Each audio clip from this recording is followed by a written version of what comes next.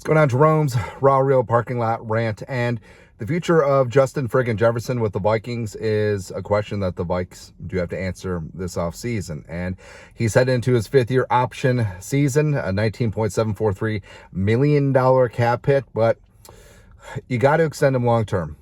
And yes, you could play this year out. Yes, you could put him on the franchise tag next year. Yes, you could probably do it again in 2026, but making sure that your face of the franchise, that the best wide receiver in the game, a generational talent, a probable future first ballot Hall of Famer, you got to make sure that he is happy. You got to make sure that he is ready to rock and roll. And the whole thing about Justin Jefferson is that he is not your typical wide receiver where, you know, the whole wide receiver thing is like, hey, get my stats, me, get my money, blah, blah, blah. But Justin Jefferson, you can tell, all he wants to do is win. And yes, the thinking is, hey, if I put up numbers, it helps out the passing game, makes the quarterback look good, make me feel good, as well as the offense putting up points. Guess what? Beep, bop, bop, bop, boop, we're going to win.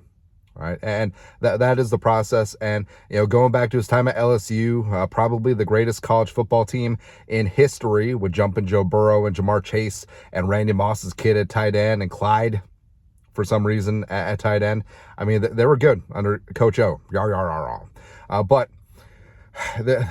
this could potentially be the biggest offseason in team history. Where do they keep Kirk? Do they move on? Do they draft the future franchise quarterback? Do they keep Daniil? Do they move on? What's going to happen? And, I mean, low-key, things could get nuts. Things could get wild. And I do think that JJ extending with the Vikings, it's not about the money. Because ownership, Kwesi, Kevin O'Connell know that if they lose Justin Jefferson, they got nada. Right? And yes, he is going to cost, deservedly so, $33 million per season. Also, CeeDee Lamb, same draft class, is also going to get paid as well. So the whole thing about JJ, he's going to be worth every single penny, and it's not about the money. Like, I don't think that it's about the Vikings lowballing Jefferson, because we would have heard about that by now through all the insiders. JJ's agent would have been like, did you know that they're only offering him $21 million? Blah, blah, blah. Anyways, but it's about who's going to be throwing him the football. And we've been over this ad nauseum. He doesn't want to waste his prime years like Larry Fitzgerald out in the desert with John Skelton, with Max Hall, with blah, blah, blah. So he's a big fan of Kirk. I mean, someone's been throwing him the ball the first 4 years of his career when he's been putting up that numbers. It's been Kirk Cousins, right? And I do think that Kirk gives the Vikings the best chance to win in 2024, maybe even 2025. But I think it's beyond that, because Kirk cannot play forever. And finding the quarterback of the future, you know, that JJ is going to vibe with, that is of paramount importance. Because if you lose Justin Jefferson, it's going to set the franchise back 10 years. And the whole thing about it is that, like, I understand some fans just exploring the space. Hey, what if we trade Justin Jefferson and we move up in the draft? Maybe the Patriots want to get in the JJ business. Maybe Washington, you know, Magic Johnson, Showtime, they want to get into the Justin Jefferson business. Although they got Scary Terry and Samuels and Jahan Dotson, but yeah.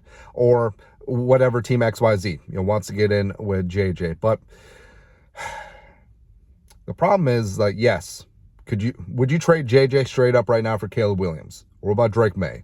What about Jaden Daniels? What about one of the other quarterbacks plus change, right?